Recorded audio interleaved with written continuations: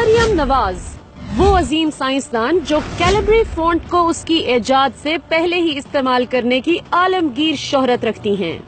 کے مطابق مریم نواز کی پیش کردہ معاہدے کی دستاویزات ایم ایس ورڈ کے فونٹ کیلیبری میں ٹائپ کی گئی تھی اور ان پر سال 2006 تحریر تھا، جبکہ مائکروسافٹ کے مطابق ٹائم نیو رومن کی جگہ کیلیبری فونٹ 30 جنوری 2007 میں ریلیز کیا گیا، یعنی حیرت انگیز طور پر یہ فونٹ اپنی ریلیز سے 1 سال پہلے ہی استعمال ہو گیا۔ اور وہ انتہائی سچی خاتون جن کا شہرہ آفاق سچ پچھلے 2 سال سے شہرت کی بلندیوں پر ہے۔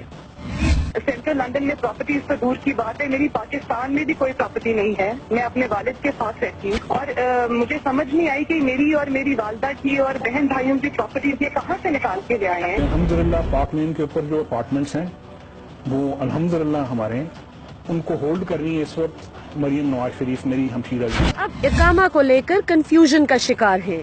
سب جانتے ہیں کہ یہ اقامہ صرف اور صرف ویزا پرپسز کے لیے ہوتا ہے، صرف ویزا لینے کے لیے ہوتا ہے۔ آپ جانتے ہیں اقامہ کیا ہوتا ہے؟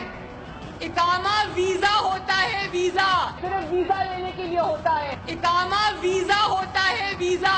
یعنی مریم نواز اب پوری قوم کو یہ بتانے کی کوشش کر رہی ہیں کہ ان کے وزیر اعظم باپ کو ویزا لینے میں مشکلات درپیش تھیں، اس لیے اقامہ لے کر جعل سازی سے ویزا لیتے تھے۔ در حقیقت ایسے جعلی اقامہ لینے کا مقصد منی لانڈرنگ اور کرپشن ہوتی ہے، جس کا پول اب کھل چکا۔ نواز شریف جس اقامے پر نااہل ہوئے وہ کمپنی شریف خاندان کی منی لانڈرنگ کا مرکز نکلی۔ ذرائع کا کہنا ہے کیپٹل FZE کا اکاؤنٹ حسن نواز کا تھا، جو صرف رقوم کی خاص انداز میں منتقلی کے لیے استعمال ہوا۔ مریم بی بی قوم کو بے وقوف بنانا اور سمجھنا چھوڑ دیں، اب یہ آپ سے مزید نہ ہو پائے گا۔